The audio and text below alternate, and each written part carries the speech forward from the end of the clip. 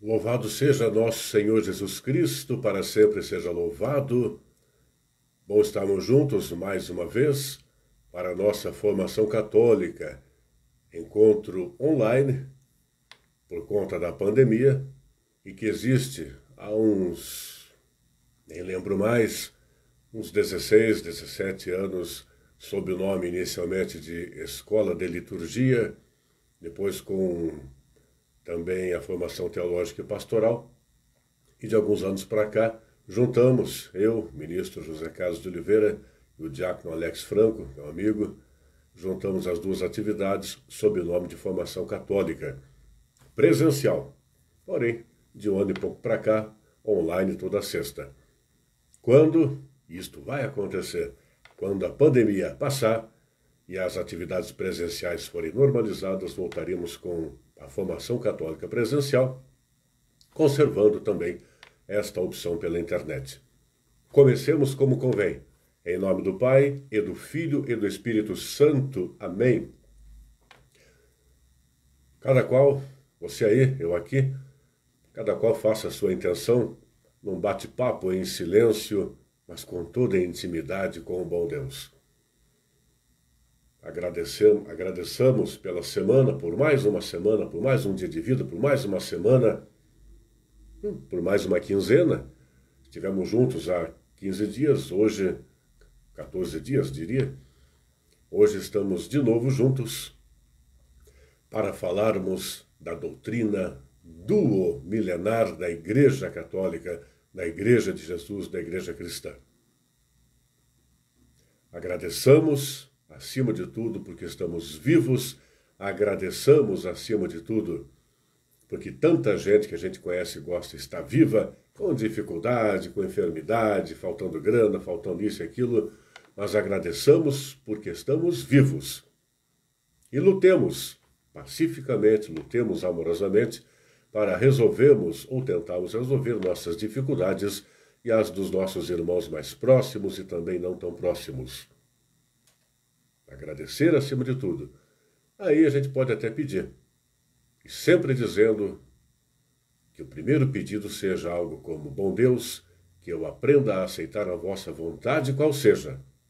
Mesmo que eu não a entenda, mesmo que eu a recuse de imediato, mesmo que eu não a queira de imediato, mas que eu aprenda a aceitar a vossa vontade, pois que tudo que de vós provém é sempre para o meu bem e de toda a humanidade. Aí a gente pede pela recuperação da saúde de nossos conhecidos, dos nossos queridos, a gente pede por manter ou conseguir um bom emprego, a gente pede por manter a empresa, a gente pede por manter a harmonia em casa, na vizinhança, no trabalho, onde for. Qual seja o pedido a partir daquele primeiro que eu sempre sugiro.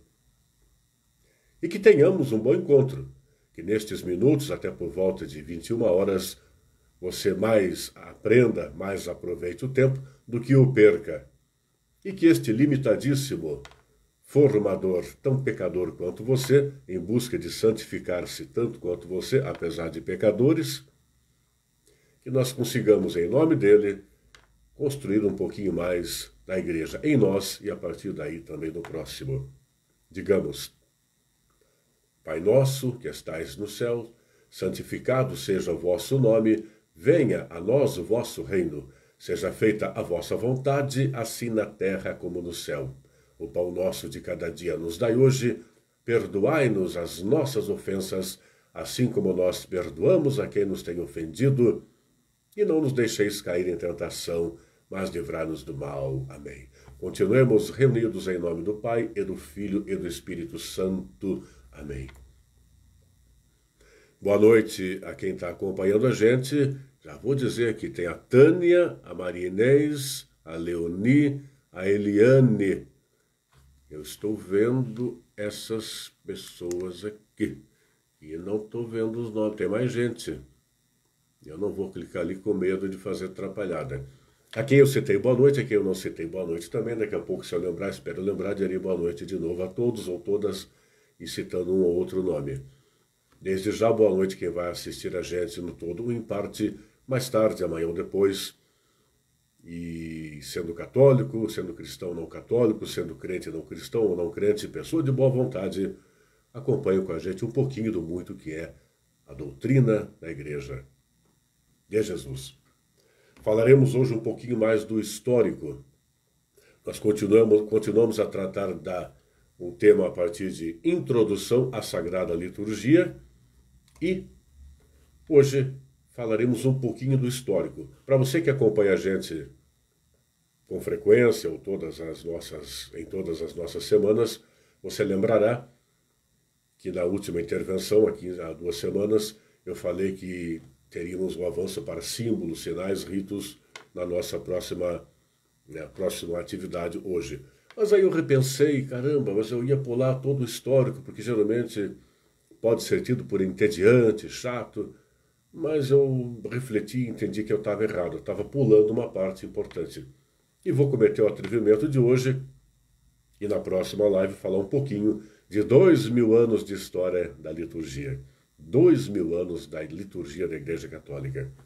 Façamos então isto. Eu tenho aqui o Facebook, tenho as palavras anotadas para eu tentar seguir com começo, meio e fim, e que Deus nos ajude. Mais uma vez, boa noite. A quem está nos acompanhando agora, eu vejo ali a Maria das Graças também. Boa noite.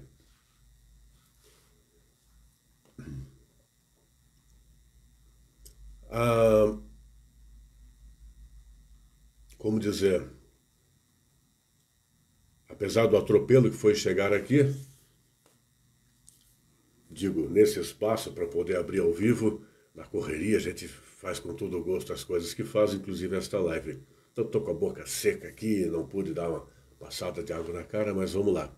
Eu quero falar com você, antes de propriamente avançar para o assunto, o seguinte. Deixa eu pensar as palavras. Para que adiante, noutros encontros, falemos como já o fizemos em encontros passados, para que falemos da Sagrada Liturgia da Igreja Católica, de 2000 anos a partir de Jesus, para que falemos dos símbolos, dos sinais, dos ritos, da celebração litúrgica, para que falemos de novo de sacramentos, para que falemos de novo de Santa Missa em detalhes pormenorizados. Essa riqueza maravilhosa da qual tanta gente participa, tanta gente desfruta, mas mesmo esta gente toda, quantas vezes você e eu, por descuido, participa e desfruta, mas não tanto quanto por falta de semancol, um pouco de estudo, percepção e mergulho nesse mistério maravilhoso. Mas isso não aconteceu de uma hora para outra.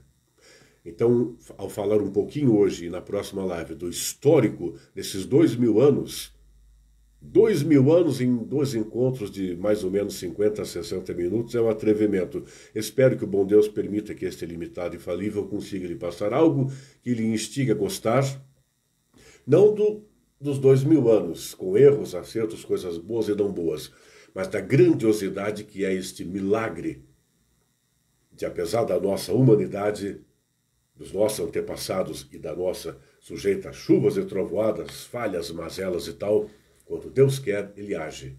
E Ele sempre age para o nosso bem. Aos trancos e barrancos fomos construindo, nossos antepassados lá e nós hoje, Sagrada Liturgia. E ela não nasceu, portanto, pronta. Foi sendo lapidada, construída por 2000 anos. E é sempre bom dizer, e o próprio magistério da Igreja o admite, a Igreja é santa pela sua origem e destino eterno. A Igreja é sempre totalmente, imaculadamente santa pela sua origem, pelo seu agora e pelo seu futuro eterno, absolutamente perfeito em santidade. Pois que se de Deus procede, perfeita é, santa é perfeitamente. Mas a Igreja é também humana e, portanto, pecadora. Humanos somos todos pecadores. Então, a Sagrada Liturgia, em seus 2 milênios, a Sagrada Liturgia Católica, Cristã, Sagrada Liturgia da Igreja de Jesus, em seus 2000 anos, teve altos e baixos e os continuará tendo. Só que é preciso entender que a liturgia, para nós podermos amá-la, é preciso aprender dela, desfrutar dela a partir do conhecimento, do estudo e da oração. da oração e da celebração. E quanto mais íntimos da Sagrada Liturgia, quanto mais a entendemos, mais a conhecemos, mais a amamos, portanto, mais amamos ao próprio Cristo e com ele somos parte da Igreja, que é dele e também é nossa. Conhecer para amar, amar para conhecer. Diria São Vicente Pallotti, a respeito de Nossa Senhora, da Mãe do Divino Amor, que ninguém ama a quem não conhece. Por isso ele rezava muito, orava muito a ela, em especial o Santo Terço. Seria o Santo Quarto a partir de João Paulo II, mas o Santo Terço. Também nós, tomando emprestado essa expressão, dizemos: ninguém ama a Sagrada Liturgia conforme não a conhece. E quanto mais a conhece, mais a ama, e mais a amando, mais a Jesus. E os primeiros cristãos eram conscientes dessa novidade do culto cristão a partir de Jesus Cristo. Jesus Cristo teve a atitude de clarificar que havia algo mais. Segundo o autor, o estudioso Daniel Scherer, por isso, abre aspas, por isso as testemunhas originais de Cristo davam mostras de uma clara intenção de distinguir o culto cristão das categorias culturais judaicas e pagãs. Fecha aspas. Jesus, a si mesmo, atenção a esse pequeno detalhe que nós conhecemos, mas é sempre bom pensar. Em tempos de pós-modernidade, onde é cada vez mais cada um por si, cada vez mais eu sei tudo, você sabe nada, ou eu acerto, você erra, é aquela coisa extrema, um imbecil de cá, um idiota de lá, garantindo a posse da verdade até em nome de Jesus, na política partidária, na ideologia política, no gênero sexual, no time de futebol, na nacionalidade, naturalidade, escolaridade, cor da pele, um monte de coisa. Essas babaquices que o ser humano é pródigo em produzir ao longo da história e atualmente nem se fala. Jesus era judeu. Os primeiros cristãos eram judeus. E Jesus, como bom judeu, participava e, acima de tudo, respeitava a cultura judaica, inclusive a cultura religiosa judaica. E se você quiser anotar, se não anotar, depois você pode voltar na gravação. Nós separamos aqui para ilustrar isso que foi dito, Lucas capítulo 4, versículo 16. Ele, Jesus, foi a Nazaré, onde fora criado, e, segundo seu costume, entrou em dia de sábado na sinagoga e levantou-se para fazer a leitura. Ainda, Lucas capítulo 2, versículos 41 e 42, seus pais, os pais de Jesus, iam todos os anos a Jerusalém para a festa da Páscoa. Quando o menino completou 12 anos, segundo o costume, subiram para a festa. E João, capítulo 2, versículo 13. Estando próxima a Páscoa dos judeus, estando próxima a Páscoa dos judeus, Jesus subiu a Jerusalém. Só que ao mesmo tempo que respeitava e participava da cultura judaica, Jesus se posicionava claramente.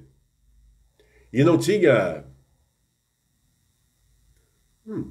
respeitosamente, não tinha medo de se posicionar e, eventualmente, amavelmente, fraternalmente, cristamente, desculpa a expressão, falar de Cristo, que Cristo agia cristãmente, quase que uma redundância, é uma redundância, por assim dizer, não tinha medo de provocar, mas não provocar para brigar, provocar para esclarecer, provocar para instigar, provocar para entusiasmar, quem sabe, se não todos vários, considerarem a hipótese de aderir a ele.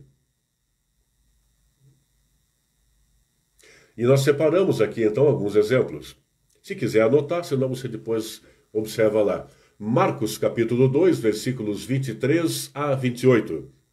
Não vou ler o trecho, mas é a respeito do sábado. Judeus provocaram Jesus, questionaram Jesus. Pô, que história é essa de não se importar que as pessoas se ocupem e trabalhem no sábado? E Jesus responde, mas espera aí, meus caros, não foi o sábado feito para os homens. O sábado foi feito para o homem e não o homem para o sábado. Jesus respondeu, está lá em Marcos, capítulo 2, versículos 23 a 28. Leia essa passagem e medite. Também Marcos, capítulo 7, versículos 2 a 8. A respeito de lavar as mãos, braços e utensílios e honrar a Deus com os lábios, mas nem sempre com o coração. Por favor, se você for um irmão judeu, conhecer um judeu, por favor, são nossos irmãos mais velhos da fé. Antes que eu me esqueça, não se está a falar mal dos judeus, não se faz isso. Um cristão católico é amigo dos judeus, honra os judeus e tem apreço pelos judeus, pois que, insisto, Jesus veio para cá e se pôs enquanto gente como judeu. E é dos judeus que tirou os primeiros cristãos, por assim dizer. Mas Jesus alertava a resposta, não incentivando a falta de higiene. De vez em quando se escuta um cabeça de bagre concluir isso. Ai, os cristãos, ou Jesus principalmente, era contra lavar as mãos, não tinha higiene. Nada disso. É muito mais que apenas uma questão de água e sabão e lavar mãos. E note que o que ele dizia lá atrás, em respeito à hipocrisia, convém lembrar que o pecado que Jesus mais combateu foi a tal da hipocrisia, e ela está contida nesses 2000 anos, e a gente encontra hipocrisia em qualquer paróquia da vida, inclusive na que a gente frequenta. E pior que isso, que às vezes a hipocrisia a gente encontra dentro da pessoa que a gente vê quando olha no próprio espelho. Mas Jesus dizia algo como que lave-se as mãos, que lave-se os braços, que lave-se o que for, que se fale a Deus, se converse com Deus, use seus lábios para tal, mas que aqui corresponda. Senão é aparência. E isso sempre foi, antes, depois de Jesus entre nós, e continuará sendo. Mas nós podemos ser ou fazer de conta.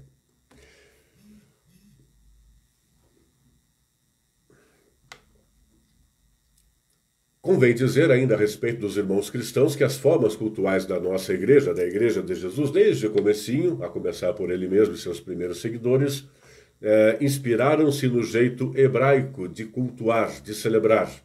Então temos o templo, o altar e o sacrifício, desde o começo. Só que o culto cristão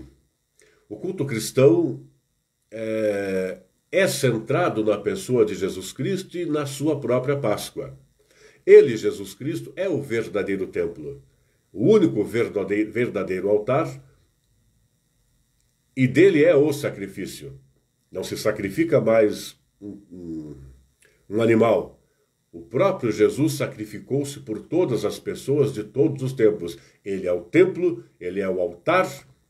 Lembre, nós falamos e falaremos em outras ocasiões mais detalhadamente da Santa Missa. Nessa sequência, num dos próximos encontros, vamos falar de Santa Missa. A respeito de ser Jesus o templo, podemos pensar o reino de Deus construímos, está próximo, lembra? Jesus dizia que o reino de Deus está próximo, e a época dele, e em todas as épocas, tem sempre gente que acha que é coisa de cronologia. Está próximo porque está acessível. Então, ele é o templo tão acessível é que podemos ser com ele o templo dentro de nós.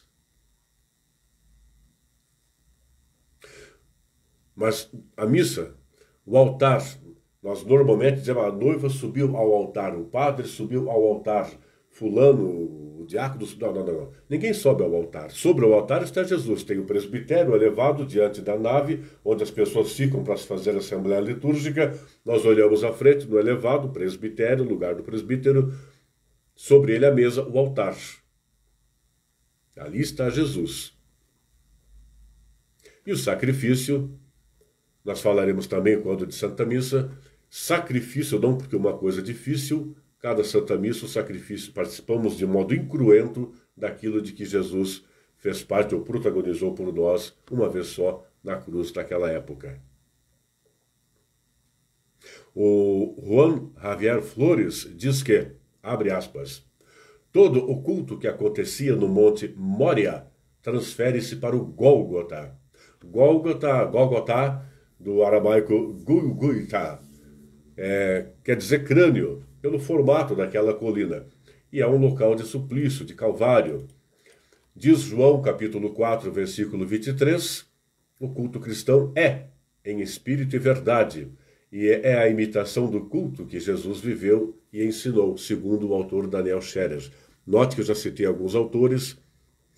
Convém lembrar, para você que de primeira vez é bom dizer, para você que já escuta, assiste de outras vezes, a gente sempre busca citar documentos do magistério da Igreja e autores que são referendados pela Igreja, e autores que, ao escrever ou dizer, o fazem também com base e fidelidade no magistério da Igreja. O mesmo autor Flores diz ser um espiritualismo cultual cristão.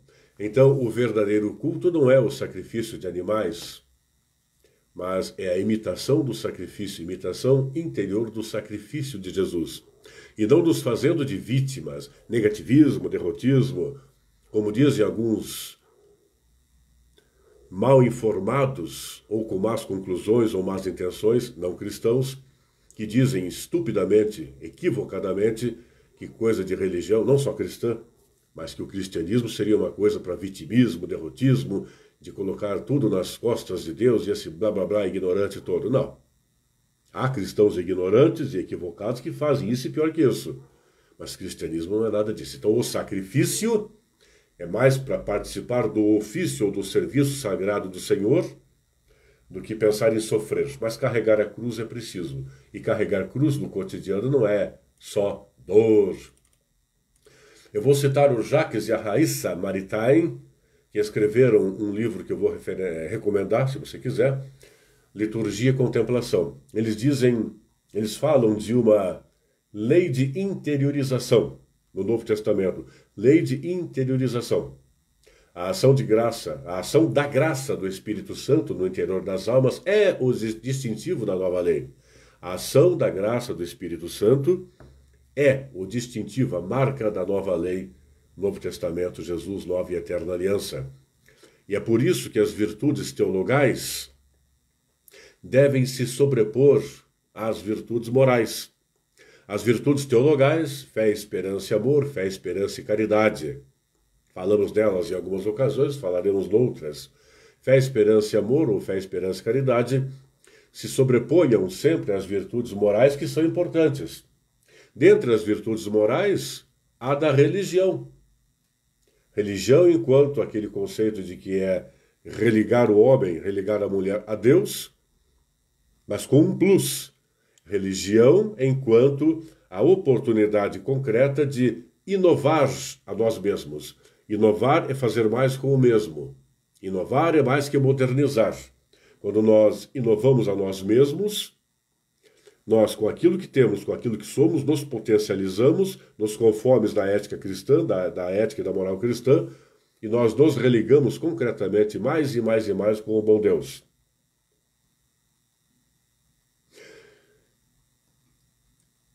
Eu vou dizer algumas coisas que podem soar como interessantes para aquelas pessoas que dão a justificativa de que não precisa ir na igreja enquanto espaço físico para ser cristã e crer em Deus. E quem sou eu para contestar que quanta gente não passa nem perto do templo enquanto tijolos, paredes, telhado e tal, e acaba que é de fato em corpo e alma e atitudes muito mais cristãs que muito carola babaca que não sai da igreja, tem lá 2, 3, 4 funções na pastoral ABCD, no movimento ABC, e mais faz de conta do que faz acontecer o reino de Deus em si e ao redor. Mas não vamos dar margem a isso, que eu vou dizer, tentando contextualizar. O local de culto é o próprio Jesus, o templo é Jesus, então importa menos no nosso caso.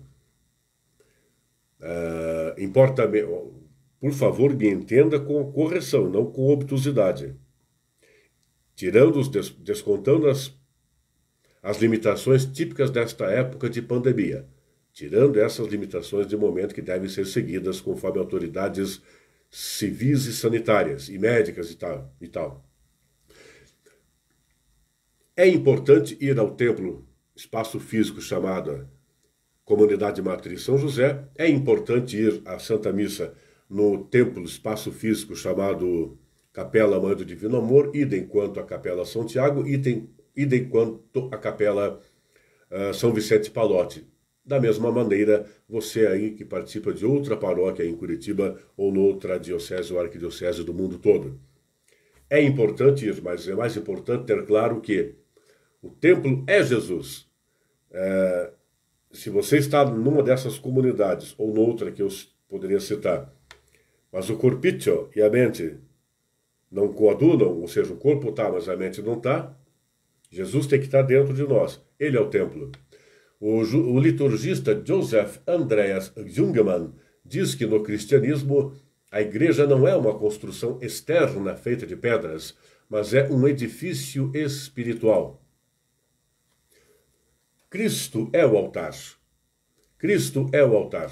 Os irmãos batizados, e ser batizado é participar da vida de Cristo ressuscitado. Nós nascemos materialmente no dia do nosso aniversário, eu, por exemplo, 16 de maio, mas nascemos espiritualmente, ou para o reino como filhos de Deus, no dia do nosso batizado. Nós deveríamos, e eu sou o primeiro que não faço, infelizmente, mais celebrar o dia do batizado do que o dia do nascimento físico. Eu não sei nem o dia em que fui batizado. Eu viro e mexe e esqueço. Que vexame. E o sacrifício que a gente faz é oferecer uma vida de fé e caridade ao próximo, em nós para o próximo, em Cristo com Cristo. O verdadeiro culto, pois, é uma vida santa. A própria vida do cristão tem ou deveria ter um sentido cultual, porque liturgia e vida se identificam. O Novo Testamento confirma isso várias vezes e vou citar para você 2 exemplos. Eu anotei aqui. Antes, agradecendo a quem está aguentando a gente aqui com tanta coisa para fazer, só para tua cara me assistir aqui. Mas que bom para você, tá? É comigo, é com o Diácono Alex. Ele e eu não somos famosos e as pessoas gostam mais de abobrinhas, futilidades e coisas que fazem sucesso na internet e não só nela. E você ainda vai na sexta-feira à noite aguentar o Zé aqui, ou amanhã ou depois aguentar. Parabéns, tá? Não por mim, por você. Não pelo meu mérito, pelo seu mérito de aprender um pouquinho mais, apesar do formador mais ou menos aqui. Onde eu estava, em Romanos capítulo 12, versículo 1, está dito ali: Exorto-vos, portanto, irmãos, pela misericórdia de Deus, a que ofereçais vossos corpos como hóstia viva, santa e agradável a Deus. Este é o vosso culto espiritual. E 1 Pedro, capítulo 2, versículos 4 e 5. Chegai-vos a ele, a pedra viva, rejeitada, é verdade, pelos homens, mas diante de Deus eleita e preciosa. Do mesmo modo, também vós, como pedras vivas, constituí-vos em edifício espiritual, dedicai-vos a um sacerdócio santo, a fim de oferecerdes sacrifícios espirituais aceitáveis a Deus por Jesus Cristo. Então, daí o porquê da simplicidade típica do culto cristão nos primeiros séculos. E deveria ser até hoje. Deveria ser até hoje. Na essência, estou falando de atitude, tá? Estou falando de atitude da pessoa enquanto simplicidade. Até não existiam formulários fixos litúrgicos naquela época. A missa era celebrada na casa de alguma família cristã. Era o que se dizia em latim domus ecclesiae, ou oikoi ecclesias no grego, ou seja, a casa da igreja. É bom a gente sempre lembrar que a igreja, na sua fase apostólica de Jesus Cristo até a morte física do último dos primeiros apóstolos, ou seja, São João, essa foi a fase apostólica. Daí chamou-se, dali por diante, a fase primitiva. E nesses primeiros séculos da igreja, 300 e poucos anos, ser cristão era ser discriminado e perseguido. O cristianismo crescia, a igreja crescia, se organizava. Mas era a garantia de levar discriminação, surra, tortura, prisão e finalmente morte em geral cruel. Mas ali, os cristãos, em Atos 2, capítulo 2, versículo 46, os cristãos partiam o pão pelas casas, tomando o alimento com alegria e simplicidade de coração. Cada um contribuía com a sua parte e realizava, conforme Atos, capítulo 2, versículo 42, realizava a fração do pão. Era o memorial da última ceia. Lembrando que a missa é mais que memorial, mas disso a gente fala quando falar de Santa Missa. E escutava-se a pregação dos apóstolos e os ensinamentos de Jesus Cristo. E aí estão as origens da liturgia eucarística e da palavra. Alguns termos que hoje não são comuns, hoje ou desde aquela época não são usuais, Tal como liturgia é palavra que está fácil na boca de quem vai à missa e te ajuda na pastoral ABC ou no movimento D, E, X, enfim, mas não necessariamente é compreendida, assimilada e correspondida. Também, por exemplo, em Apocalipse 19, versículos 1 a 6, está lá, aleluia. Aleluia, do hebraico aleluia, quer dizer louvai ao Senhor com júbilo. Amém, está lá em 1 Coríntios, capítulo 14, versículo 16, e Apocalipse, capítulo 5, versículo 14. Amém é do hebraico amém, assim seja. Hosana, está lá em Mateus, capítulo 21, versículo 9, Marcos, capítulo 11, versículos 9 e 10. A palavra hosana tem 3 origens. No latim, hosana, que significa saudação, louvor. Em hebraico, seria algo como Hoshihana, e seria salve-nos, mas o mais usual vem do aramaico. E seria algo como peço-te a salvação. Ah, sim, e em Romanos, capítulo 16, versículo 27, Gálatas, capítulo 1, versículo 5, Filipenses, capítulo 4, versículo 20, 1 Timóteo, capítulo 1, versículo 17, tem a expressão tão comum para nós, nos séculos dos séculos, algo como remontando à eternidade das coisas de Deus e dele próprio. A língua utilizada naquele começo era o chamado grego koiné, ou comum, e da qual também veio a Septuaginta, que é a tradução do Antigo Testamento pelos judeus que moravam em lugar onde se falava grego.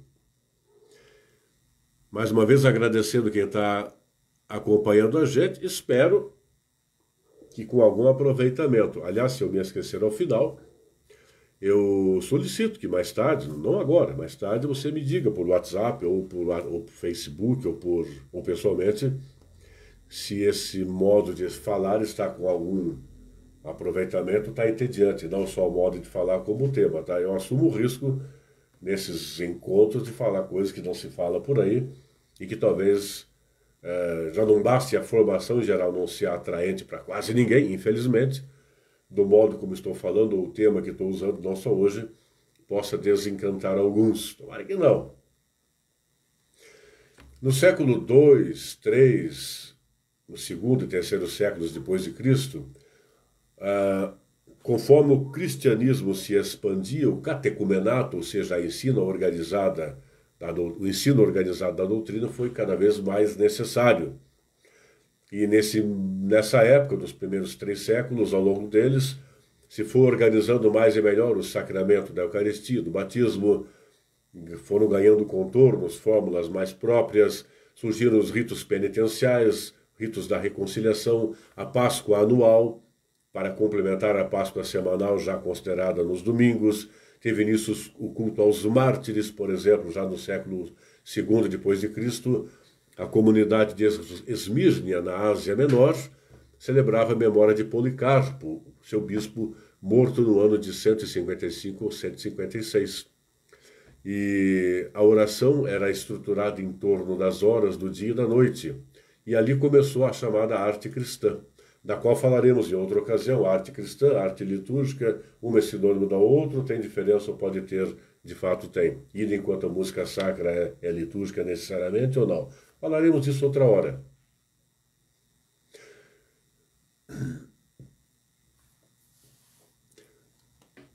Havia muita improvisação nesses primeiros séculos, mas havia o zelo pela ortodoxia, ou seja, zelo por se manter a sã doutrina, zelo por se manter a máxima fidelidade à doutrina, começada pelo próprio Jesus e seguida pelos apóstolos iniciais. E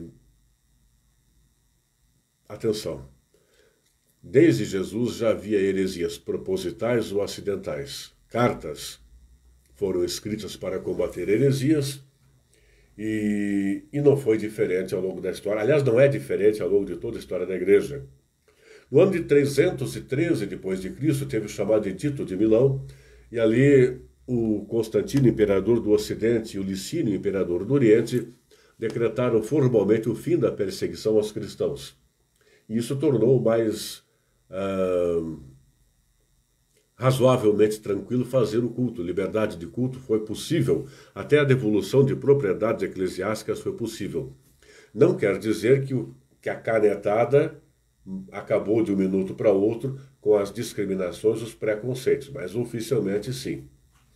Em 390, o Teodósio, imperador romano também, mais que a anterior liberdade de culto cristão, em 390 o imperador Teodósio transformou o catolicismo, o cristianismo, a igreja cristã, na religião oficial do Império Romano. Um pouco antes, em 382, o Papa Dámaso pediu ali para um tal de Jerônimo, padre Jerônimo, hoje padroeiro da Bíblia, fazer o começo da tradução da Bíblia, os 4 evangelhos para o latim formal. Mas isso é assunto para outra hora.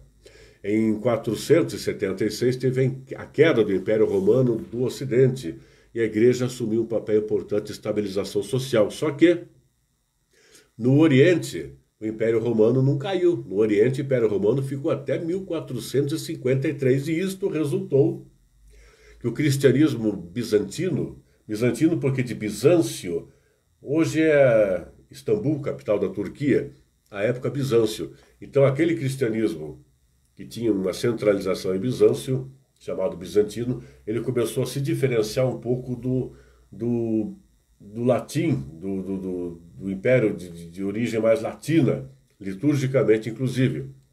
E isso, claro, que gerou algo como uma lenta cristianização do império, tanto lá quanto cá, e essas divergências nem sempre foram coisas boas. Até imperadores que favoreceram ao cristianismo, eventualmente, com interesses umbilicais, o atrapalharam. Por exemplo, o citado há pouco Constantino, que figura na história como alguém, sabe-se lá com que grau de sinceridade, com que totalidade de boas intenções, facilitou a vida do cristianismo, acabando com as perseguições, mas ele mesmo acabou perseguindo por interesses umbilicais. Por exemplo, o bispo de Alexandria, Atanásio, porque o Atanásio, o bispo Atanásio, defendia a fidelidade às determinações do concílio de Niceia no ano de 325, e algumas não agradavam ao tal do Constantino, imperador, que era meio sincretista. Sincretismo é misturar crenças, sincretismo não é como o ecumenismo que é a tolerância, a harmonia entre os diversos modos de crer de modo cristão. Né? O diálogo interreligioso seria o diálogo entre as religiões diversas, a cristã, os cristãos, os judeus, os islâmicos e os budistas, e assim por diante. O sincretismo mistura as coisas e, tipo, o cara se diz católico ou luterano e acredita em ler cartas de tarô. Não tem a ver, com todo respeito. Creia numa coisa ou noutra, mas não mistura que não convém, não dá certo. Não está certo. E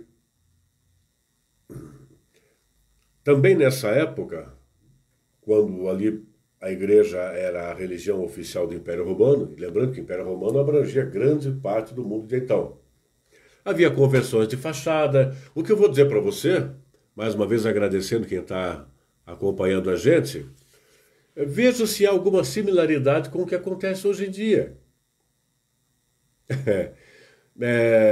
Gente que era amiguinha do rei, amiguinha do império, digamos assim, se convertia ao cristianismo, para inglês ver, para tentar pegar uma boquinha, para mamar na teta do serviço público. Um carguinho aqui, um carguinho ali. Nada contra ser comissionado, nada contra, não é por... Se tem necessidade, haja o cargo, desde que se preencha adequadamente, se exerça adequadamente.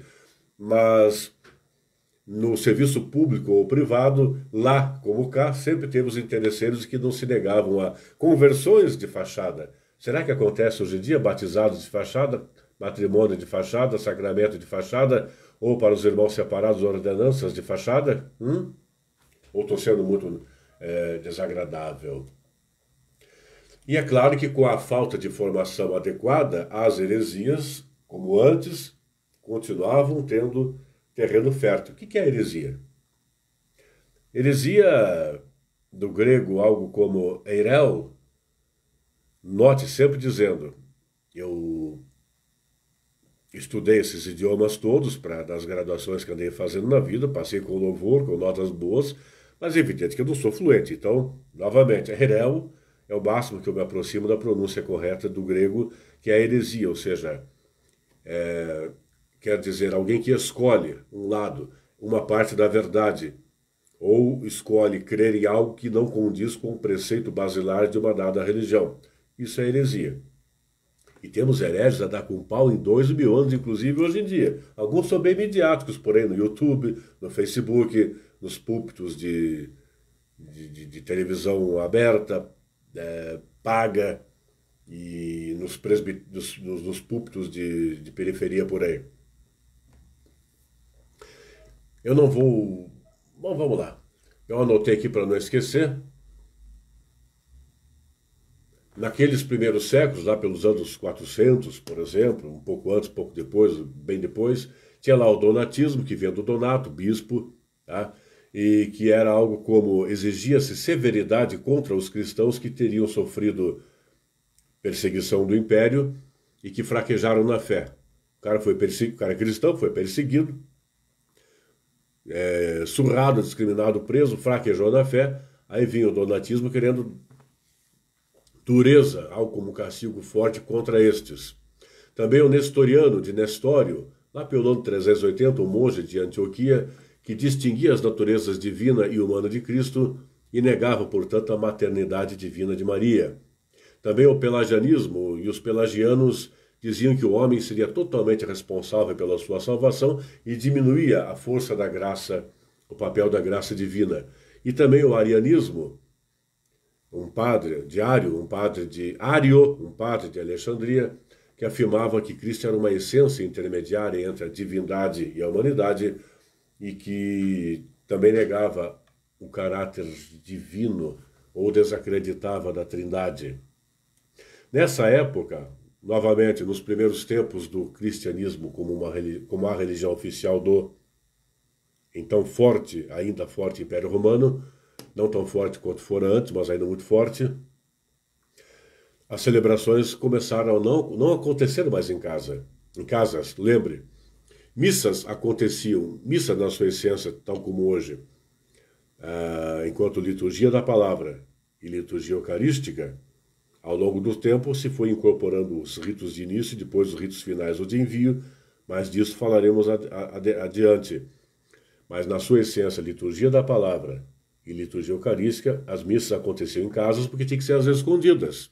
Em público, em lugar mais exposto, não dava porque havia perseguição. Depois, ao contrário, se antes era complicado, depois complicou porque veio aquela coisa suntuosa. Então se passou a usar aquele gênero arquitetônico chamado basílica, adaptando do mundano para o litúrgico, né? E até hoje temos a expressão basílica. As basílicas maiores em Roma e as menores mundo afora. Também disso falamos outra ocasião, ou falaremos adiante em, por exemplo, eclesiologia. Absorveu-se também para a liturgia um pouco da pompa do cerimonial do império, mas tudo isso tentando ressignificar, ou seja, se antes era para enaltecer o imperador terreno, agora era para enaltecer o imperador divino. Essa era a ideia bacana, é a ideia bacana desde então, e é o acertado, sem exageros, mas houve exagero.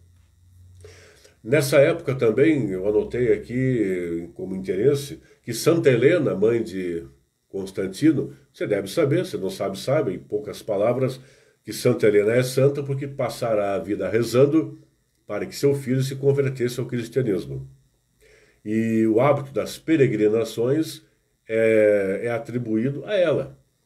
Eu anotei aqui que é do século IV depois de Cristo o livro Diário de Viagem, da peregrina Egéria.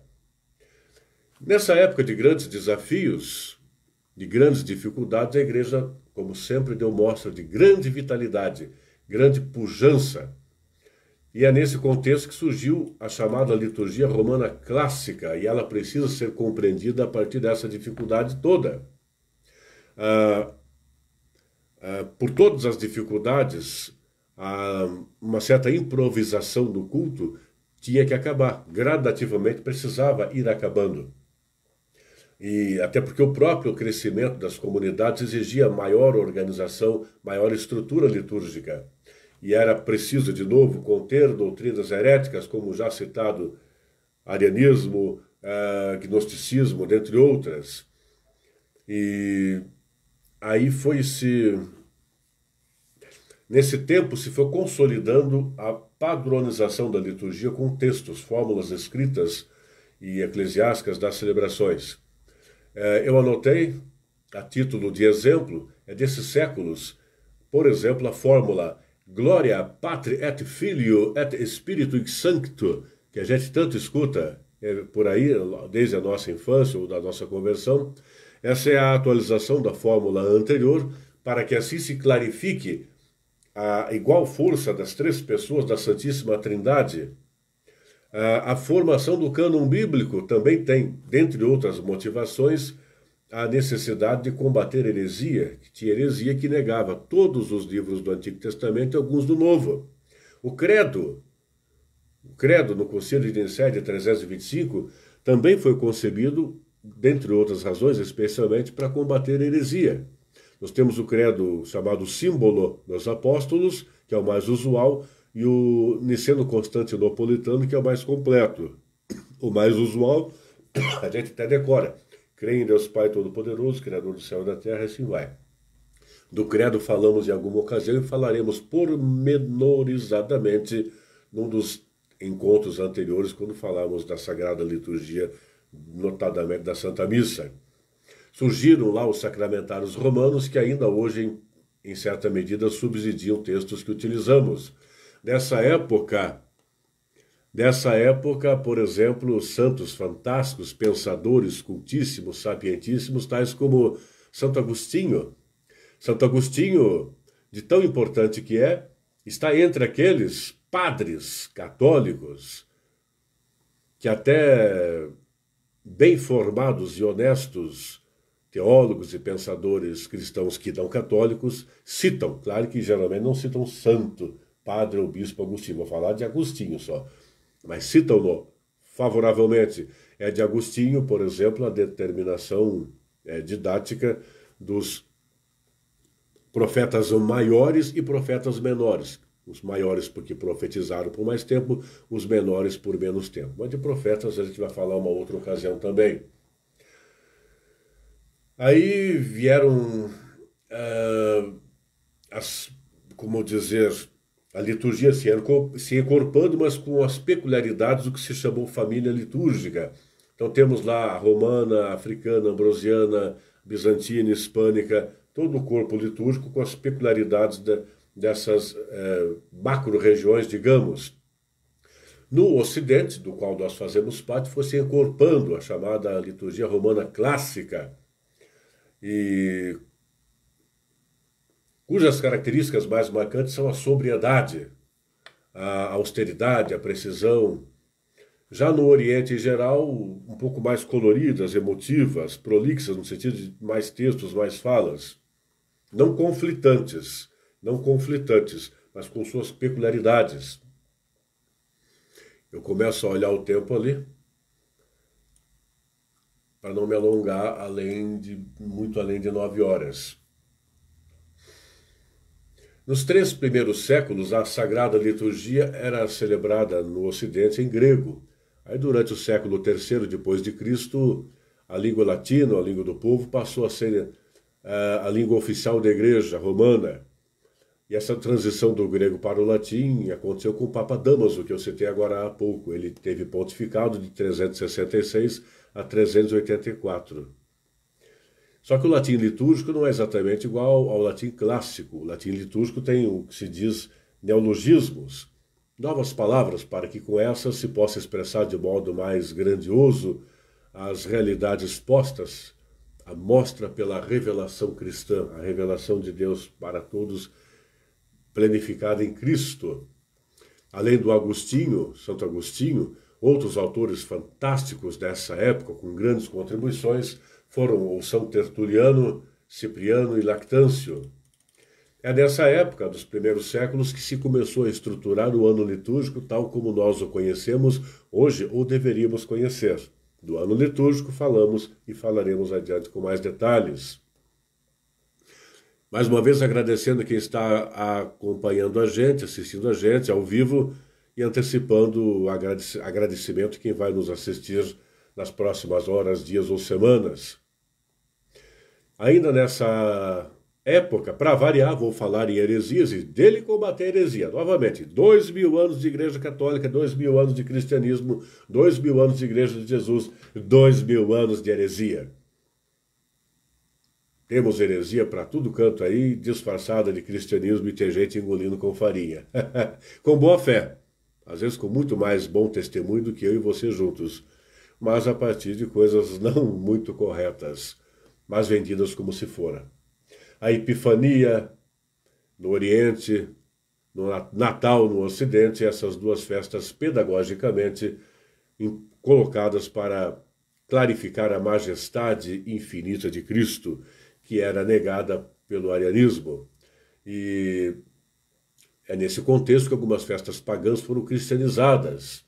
E como se cultuava o sol nascente, tido entre os antigos como uma divindade, e também o próprio culto ao imperador, chamado de Sol Invictus. Então, como a Bíblia diz que o Senhor é luz do mundo e sol da justiça, por exemplo, lembrar que o batismo era tido como iluminação por alguns dos primeiros cristãos, então foi possível ressignificar essas celebrações. E é desse processo que, segundo alguns autores, após a paz proporcionada por Constantino, apesar dele ser daquele jeito que eu falei há pouco, aí que daí 25 de dezembro e 6 de janeiro foram e são festas cristãs, Natal e Epifania. Eventualmente a gente ouve falar que na atualidade, não de hoje, se pensa em como organizar para que as festas se celebrem o Natal de modo mais uniforme mundo afora, no mundo cristão, na data. Idem outras circunstâncias tais como a Páscoa. Aliás, a Páscoa anual se formalizou, como dizia antes. O calendário mariano avançou e formalizou em parte, outra vez, como reação a uma heresia do tal do Nestório, que se opunha à Mãe de Deus, que a gente diz aí Theotokos, e a partir daí a igreja agiu construindo basílicas e em honra a Nossa Senhora, tal como já o fizeram com mártires. Aí surgiram festas marianas, como a Assunção, Natividade de Nossa Senhora. E, segundo Daniel Scherer, esse período, que corresponde aproximadamente ao da patrística, foi uma época de profundas e duradouras mudanças para a igreja. As bases perenes da liturgia e, mais amplamente, da própria teologia foram assentadas neste momento. A patrística era uma filosofia, ou é uma filosofia formada pelos padres da igreja nos primeiros 5 séculos. E ela combatia a descrença e o paganismo a partir de uma defesa argumentativa bem fundamentada, ou, para falar bonito, apologética bem fundamentada. Segundo Flores, o autor que eu citei há pouco e cito-o de novo, o tesouro de fórmulas litúrgicas que se desenvolve nessa época, por sua elevação, grandeza e genialidade, deve ser considerado como uma das grandes e clássicas criações da história humana. Uma das grandes e clássicas criações da história humana. Não da igreja, da história humana. Esse período entre o encerramento da patrística, que eu muito miseravelmente estou tentando resumir aqui, e da escolástica, que é um pensamento cristão da Idade Média, que tentava reconciliar o ideal racional com a experiência do contato com a verdade revelada em Cristo, com Cristo, tal como concebe a fé cristã. Esse foi chamado Alta Idade Média. E não foi tão criativo liturgicamente, mas teve coisas boas.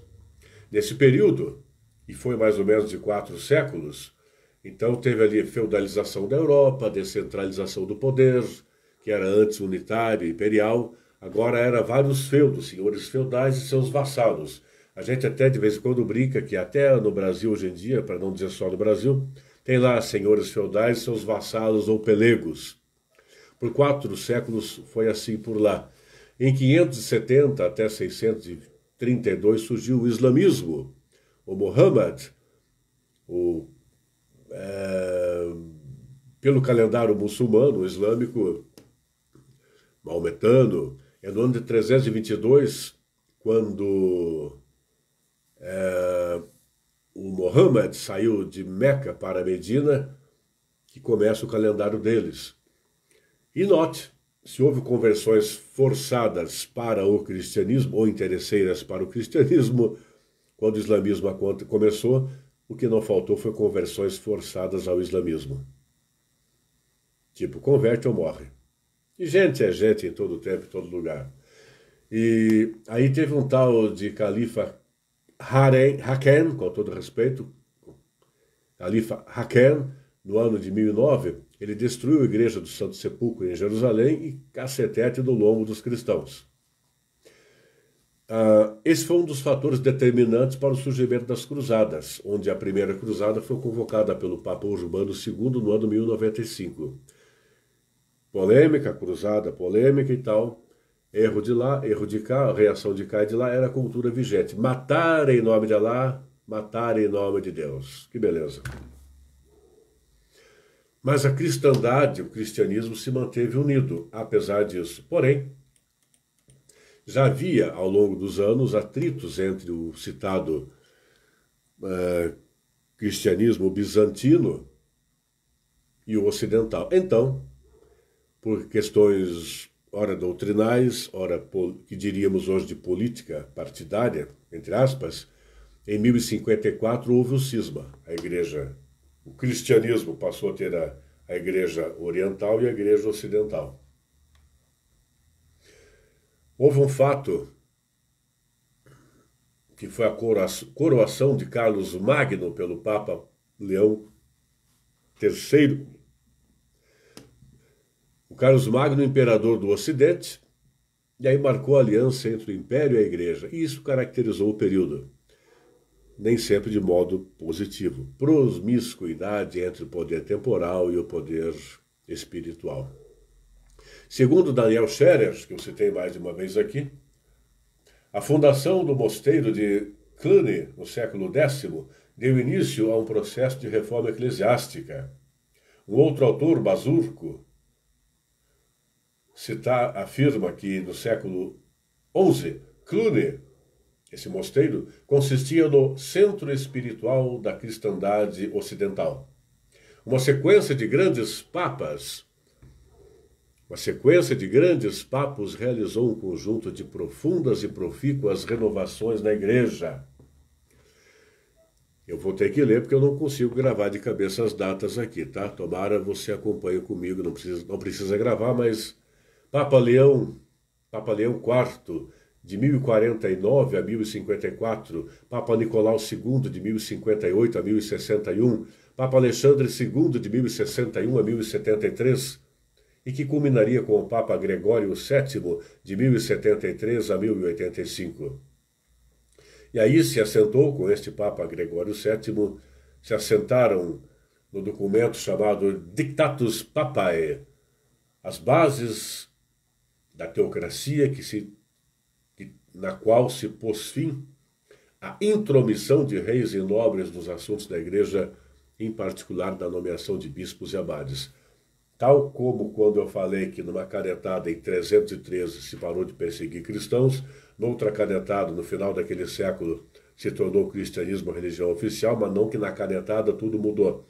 Gradativamente, muda-se na canetada um documento, mas comportamento demanda tempo. Idem, nesse contexto, a separação de igreja e Estado foi um processo. Diga-se de passagem, um processo pelo qual a Igreja Católica bimilenar, vivenciou com erros e vivenciou com a correção, e vivencia de modo exemplar há muito tempo desde então. Exemplar não significa perfeito, porque feita por pecadores. e frações do cristianismo, denominações abertas e nominadas igrejas e ditas cristãs, têm incorrido em erros tais como querer misturar igreja e Estado. Hoje, gente é gente. De vez em quando olho para ver se não tem recado no WhatsApp ali. Mais uma vez, obrigado para quem está aguentando a gente aqui. Onde eu estava? De vez em quando tenho que olhar aqui minha colinha. Estou tentando concluir o conteúdo que eu estabeleci para hoje, com sua paciência, espero conseguir. Ainda, seguindo, liturgicamente, o mais significativo desse período foi a fusão da chamada liturgia romana clássica ou gregoriana, porque do Papa Gregório, muito importante para a liturgia, inclusive a música, não por acaso o canto gregoriano é posto daquela época para cá e até hoje tem sua vigência e importância, da qual falaremos numa outra ocasião. Mas essa liturgia romana mais sóbria, mais austera, foi juntada com as formas franco-germânicas mais joviais, digamos assim. E a intenção era uniformizar a liturgia. Mas tinha também um objetivozinho político, favorecer a unidade do império. Mas essa pureza litúrgica não era de todo bem aceita pelo povo, ou por todo o povo, veja só, pois que muita gente do assim chamado povo gostava de manter-se em festas e hábitos assim, digamos, locais. Então teve de novo consequências boas e não boas. Eu vou citar de novo Daniel Scherer. Ele diz que essa simbiose, apesar dos pesares, essa simbiose foi rica. As características peculiares dos povos mais jovens, sua vitalidade e energia, trouxeram um elemento novo, tensional e emocionalmente caloroso, à sobriedade e à circunspecção romanas.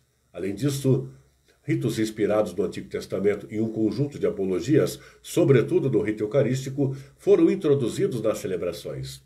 A liturgia romana, com isso, ganhou uma nova e definitiva fisionomia, tornando-se, ademais, pela primeira vez, predominante em todo o Ocidente Latino. Porém, ao mesmo tempo, falemos em negatividades, um afastamento entre liturgia e povo, um processo iniciado pela dificuldade de entendimento da língua latina litúrgica. Surgiu a missa privada, sem assembleia, sem povo. A Eucaristia passou a ser vista, em certa medida, como algo do padre, do presbítero e não do povo. E multiplicaram-se as missas votivas e penitenciais pagas, bem como penitências pagas. Note, se está aqui a admitir com clareza equívocos, sem deixar de colocar também, tomar com clareza os acertos, pois que a Igreja Santa vai se aperfeiçoando com os seus pecadores, alguns se santificando, outros não, mas o todo santificando e mais acertando que errando. Houve também nessa época a regressão no catecumenato, em especial de pessoas adultas. Houve boas intenções também, gente querendo explicar alegoricamente a liturgia para o povo, algo bom, mas o exagero, pois que daí não havia fundamentação com textos mais embasados e tal. Falaremos disso em outras ocasiões também. Passado um tempinho, viemos para a chamada Baixa Idade Média, onde surgiram as ordens chamadas mendicantes, ou, por simplicidade, franciscanos, dominicanos. Criaram-se as universidades. Universidades, se você não sabia, é invenção da Igreja Católica. Universidades. Quando dizem por aí que a universidade é invenção da Igreja Católica, é verdade. Apesar de equívocos contra a ciência, mas a ciência promovida antes e atualmente pela Igreja. E outras coisas tidas como do mundo secular, com grande incremento por parte, ou incentivo, ou início por parte da Igreja. O direito canônico foi incrementado, a arte gótica desenvolveu-se e começaram as grandes catedrais enquanto espaço físico, muitas delas até hoje, para não dizer todas, a gente admira por aí. E surgiram alguns sábios santos dos mais maravilhosos de todos os tempos, tais como São Francisco de Assis, Santo Antônio de Paula, Santo Alberto Magno, Santo Tomás de Aquino, fantástico, São Boaventura, São Bernardo de Claraval, dentre outros.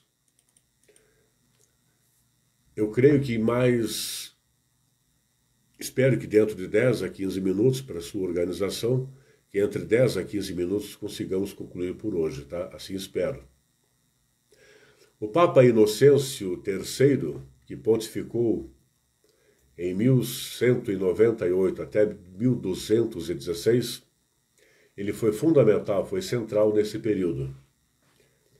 Apesar das interferências ainda tais como as que eu citei, as dificuldades tais como as que eu citei.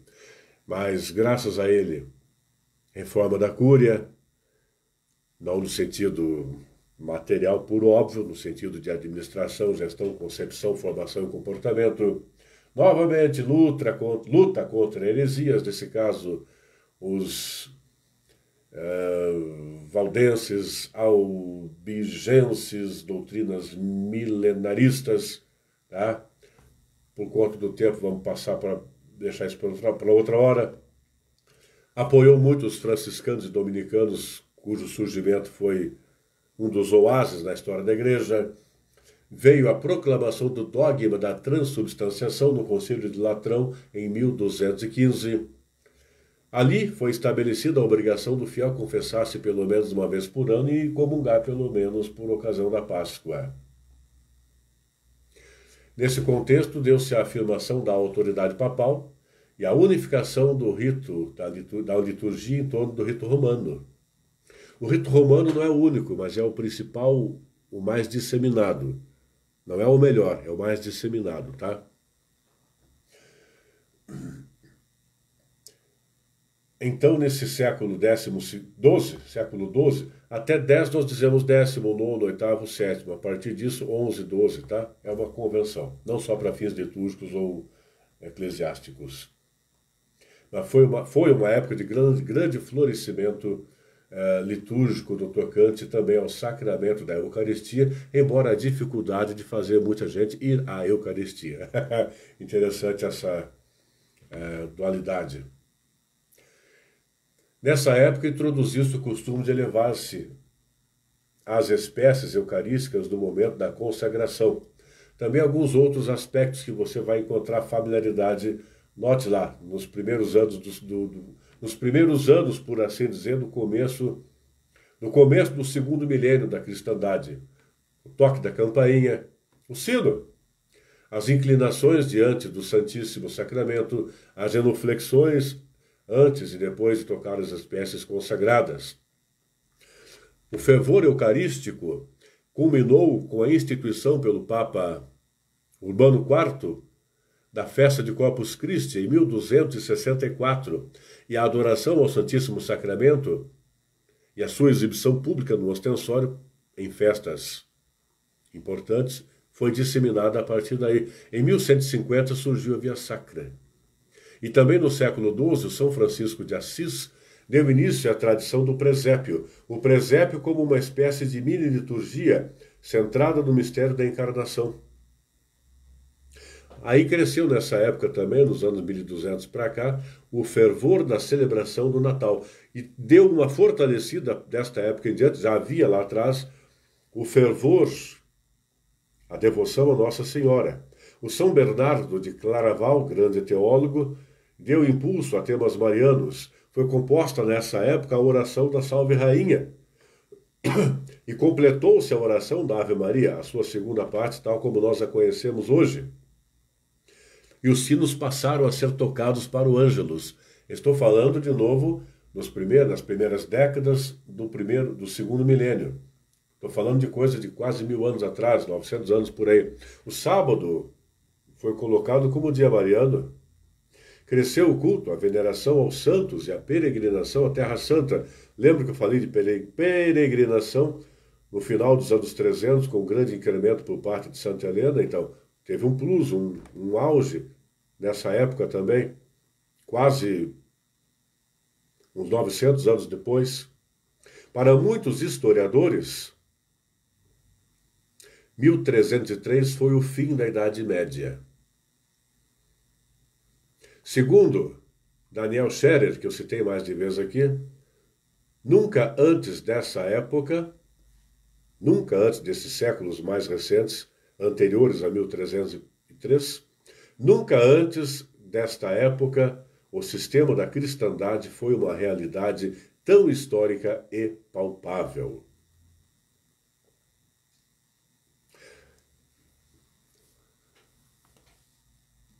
Eu falei há pouco da autoridade papal. E sobre a autoridade papal, lá atrás isso foi sendo construído e principalmente correspondido entre altos e baixos, mas de muito tempo para cá tem-se bem claro isto. Nós falaremos disso em outras ocasiões. Mas o Papa, o Sumo Pontífice, é infalível em fé e moral. O Papa é gente, carne e osso, até opera o intestino, tal como aconteceu com o Papa Francisco esses dias e recupera-se. Graças a Deus. Mas enquanto sucessor de Pedro,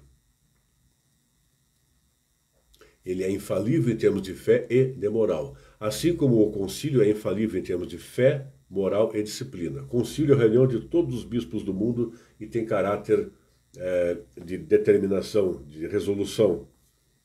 Já os sínodos são os bispos de uma dada região e tem caráter consultivo. Então, disso nós falaremos com mais detalhes em outras ocasiões adiante. Por hoje eu espero ter dado conta do recado, mas de preferência que você tenha conseguido acompanhar. Espero não ter sido tão devagar e principalmente não ter sido tão apressado no que foi dizendo olho a olho, eventualmente olhando aqui algumas datas e nomes que eu queria dizer e não tinha mentalizado, até porque continuo, de 15 dias para cá, continuo esquecidão, supostamente pelas sequelas da Covid ainda. Estou melhorando, mas lentamente, mas tá bom, estou vivo, né? Espero você realmente tenha aproveitado. Na próxima live, no nosso próximo encontro, assumirei o risco concreto de continuar falando do histórico da Sagrada Liturgia duomilenar da Igreja Cristã, Igreja Católica. Nós chegamos até por volta do ano 1300.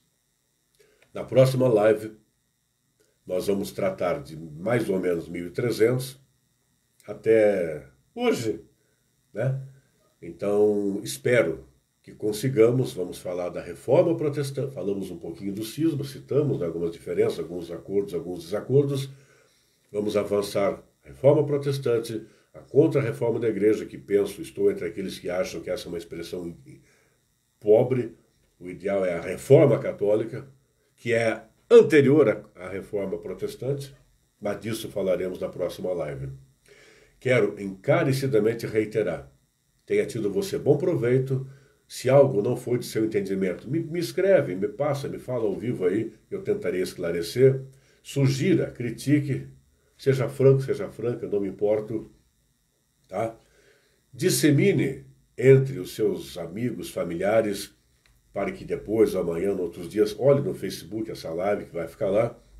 Se não hoje, até amanhã, ou domingo, eu pretendo colocar no YouTube, tá? Tanto no Facebook quanto no YouTube, relativamente pouca gente se interessa em participar.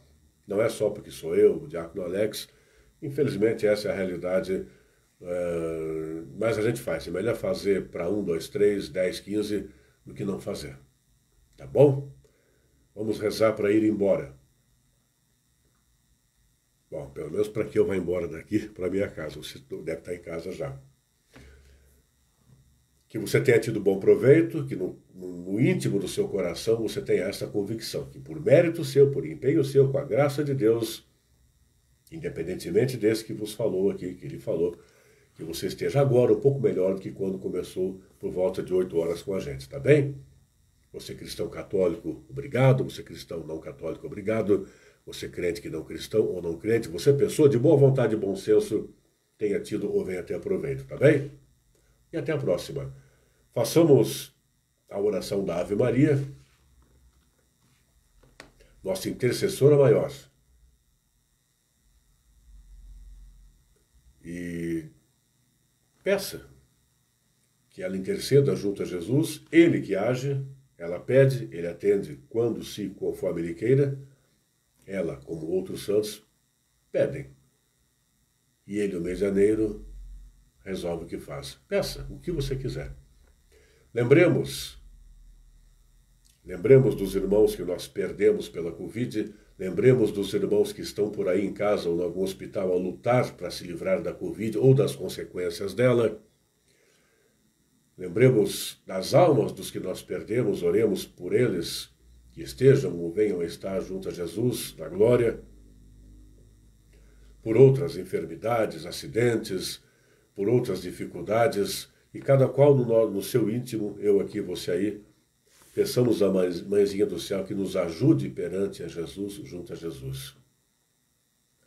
Ave Maria, cheia de graça, o Senhor é convosco. Bendita sois vós entre as mulheres, e bendito é o fruto do vosso ventre, Jesus. Santa Maria, Mãe de Deus, rogai por nós, pecadores, agora e na hora da nossa morte. Amém. Em nome do Pai, e do Filho, e do Espírito Santo. Amém. Tchau, até a próxima. Fique com Deus.